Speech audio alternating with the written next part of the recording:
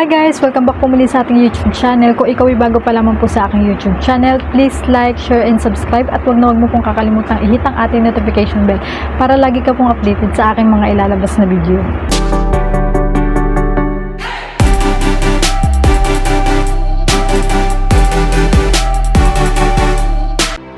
Hi guys, ito nga yung bagong kuko ko. Nakagagawa ko lang 2 to 3 weeks ago.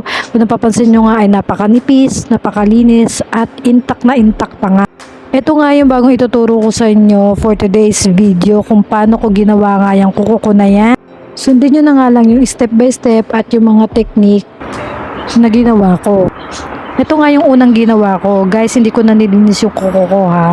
Para sa inyo, tinanggal ko talaga yung isa. So, ayan nga, i-drill muna natin and papagaspangin para kumapit yung mga product na ikakabit natin or i-apply natin. At kapag sigurado mo nang kakapit yung mga produkto dyan sa iyong kuko, pwede mo nang itigil yan at baka mawalan ka ng kuko, syempre. At kapag katapos mo nga siyang i-drill, syempre papagpagin natin guys para matanggal yung mga dust na naiwan. Nagkamali pa nga ako ng dampot. Dapat ay ako ay magsusukat muna bago ako ay mag-dehydrator. Inuugali ko na nga muna magsukat muna bago mag-apply ng mga product kasi nga sobrang lagkit. Ito nga at maghahanap muna ako ng kasukat ng aking mismong kuko. Kailangan nyo kukunin mong sizes nito guys, yung sakto lang. Hindi siya lalagpas sa mga ganito, yung mga edge niya sa mga gilid. Kailangan hindi siya lalagpas. Ngayon, kapag nakakuha ka na ng sizes mo at na-drill mo na to, yung iba guys, pinuputulan to, pero ako kasi parang mas gusto ko na nang meron siyang habang konti para hindi rin siya dumidikit sa mga ganto. Kaya nga yung iba, diba guys, pag hindi marunong magganto yung mga non-stick extension o kaya mga polygel, gumagamit sila ng mga nail tips. So, pagkatapos mo siya i-drill, lagyan mo na siya ng dehydrator. Tapos, primer. Ito guys ay, ano lang to air dry lang. Yung iba nito, sinasalang nila yung primer. Pero sa akin kasi, inaano ko lang, air dry lang talaga. Tapos, pagkatapos mo naman yan, kasi guys, kahit isa lang mo to, hindi talaga siya natutuyo. Yung iba, kaya iba nagtataka bakit pag sinalang mo, paglabas mo, parang basa pa rin siya. So, hindi talaga siya natutuyo guys. Kaya yan, air dry lang siya. And then, pagkatapos mo yan, yung iba naman, hindi naglalagay ng base coat kapag nagpo-polygel o kaya pag ganito. Pero kapag hindi kayo naglagay guys ng base coat, asahan yun na mabilis siyang tumatalsik, parang hindi siya ganun kakapit. So sa akin, kaya ganito siya katibay, ayan. Kaya ganyan siya dito kakapit, kadikit. Tapos nakailang laban na ako nito, tapos ilang weeks na rin to sa akin. Tapos kaya siya ganyan kainta kasi nga nilagyan ko siya ng base coat. Ito yung ano nito, nagkusot na ako, nag-brush na ako ng kung ano-ano. Pero ganyan pa rin siya kadikit. Ito kasi kagabi sumabit siya sa pako, kaya naisipan ko na lang din siyang gawan ng video. So ayan, pagkatapos mo siyang i-base coat, salang natin siya kahit 30 seconds.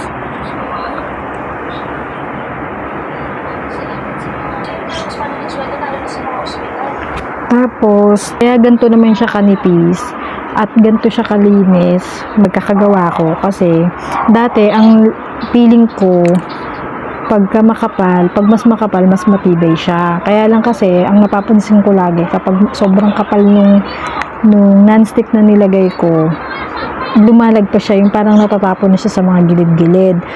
Tapos sobrang dungis niya, ang hirap din niyang linisin kasi nga kapag makapal ang hirap niyang i-file yung mga gilid, ganyan, linisin. So, naisipan ko na, ba't di ko kaya i-try na nipisan lang. So, ayan, ang gagawin mo, kukuha ka lang ng asing konting-konti lang, tatansyahin mo lang na kung gaano lang yung kahaba or kung gaano lang siya kanipis. Tatansyahin mo lang siya. Tapos, ayan, igaganyan-ganyan mo lang. Ito, guys, ang maganda dito kasi kahit itap-tap mo lang siya ng ganyan, hindi siya dumidikit sa mga daliri natin. Hindi kagaya ni Polygel na parang hindi pwedeng wala siyang solution kasi hindi mo siya mahuhulma. Hindi kagaya nito, kahit ganyan lang, daliri lang, mahuhulma mo siya. Siguro ito na yung pinaka gusto kong extension. Tapos yung second, yung soft gel, kasi nga mabilis lang siyang ikabit. Tapos ayan, kung papansin nyo, manipis lang siya guys. Ayan, ganyan lang siya kanipis, as in. Tapos bahala na kayo kung anong gusto nyo yung shape, kung gaano kahaba, bahala na kayo. Basta ganyan na siya kanipis, yung medyo makikita mo na yung loob. Tapos kapag nakita mo na okay na yung mga gilid, yung mga gilid-gilid, tapos wala siyang bubbles, pwede mo na siyang idikit sa nails. Ayan. Tapos sa pagdidikit naman nito, hindi mo siya pwedeng sagad, para kapag umusog siya, walang lifting na mangyayari. Tapos kapag pinress mo siya, dahan-dahan lang yung pagpress, yung tipong hindi siya mauusog yung mga gilid, hindi mauusog tong guide mo kasi baka hindi magpantay yung loob. Press mo lang siya dahan-dahan, tapos check mo din yung ilalim, kasi kapag nausog mo tong guide, ang nangyayari, yung nasa ilalim, yung etong gum gel mo, parang sumusuot din siya sa mismong kuko, tapos kumakalat yung mga gilid. Ayan. Tapos pag medyo umaangat siya, press mo lang ulit ng dahan-dahan, pati yung ilalim. Kailangan yung kuko mo at saka yung mismong kuko mo at saka yung extension, medyo nagpapantay sila. Ayan, katulad ng ganyan. Ngayon kapag okay na sa'yo yan at hindi naman nakasampa yung gum gel dun sa mismong kuko mo, pwede mo na siyang isalang.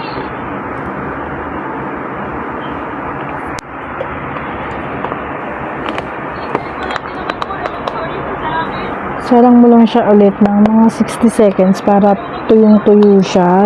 Kasi kapag wala akong base coat, napapansin ko, ang bilis niyang tumalsik. Siguro mga 1 week lang. Wala pa nga 1 week minsan.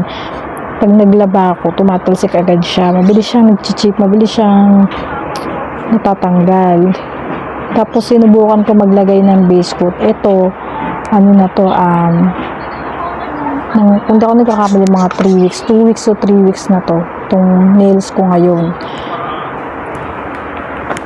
After nyan, matigas na yan, pwede mo na siyang baklasin.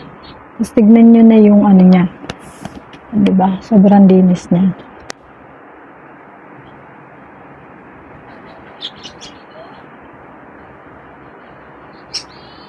Sobrang linis niya, pati yung ilalim sobrang linis. Tapos yung mga gilid, hindi siya ganun. Ayan, yung mga hindi masyadong perfect, pwede mo na siyang i-file. Yun maganda guys, kapag hindi masyadong makapal yung yung gum gel na ilalagay mo sa guide. Kasi para paglagay mo sa kuko mo, hindi siya sobra-sobra, hindi rin siya magkakalat.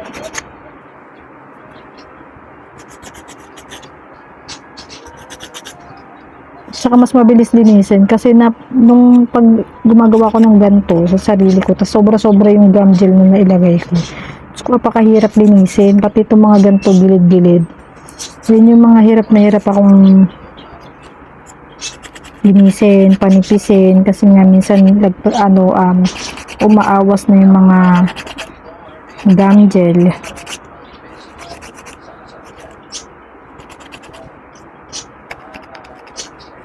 Kung meron kang ganito, pwede mo siyang gamitan ng ganito. Kaya lang kapag ganito kasi, minsan hindi mo matansya. Minsan nauubos na yung gum gel. Kailangan dahan-dahan lang kasi kapag nasobrahan siya ng drill or file yung gilid, nauubos siya. Kasi lalo na ito, manipis lang yung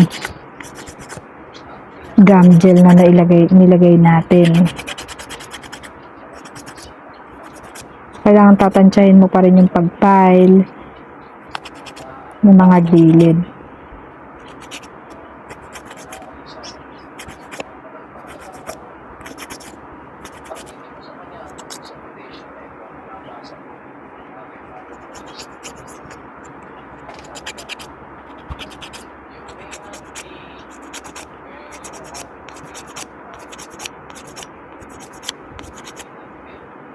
Tsaka kaya siya pinapile kasi para yung mga gilid mawala yung nakaangat.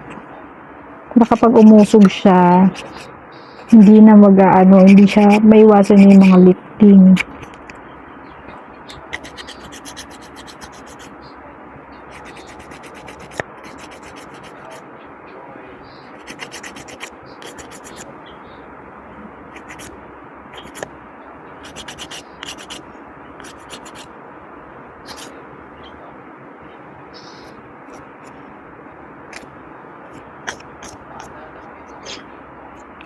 Kaya pag mas manipis, mas maikli yung trabaho guys sa paggaganto, sa pagpapay. Diba?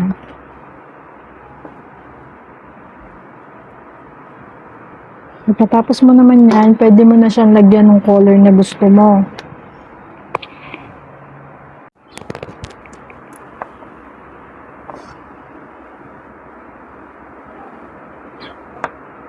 Ngayon, kapag naglagay ka naman ng color, kailangan medyo sakupin mo na yung mga gilid para matakpan yung mga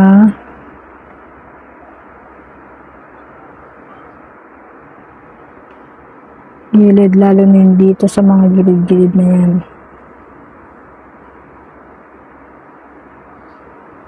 Tinutakpan ko siya kasi para kapag umusog siya, walang papasukan ng tubig. So, yun din ang purpose nun. Kaya, kailangan tatakpan mo siya.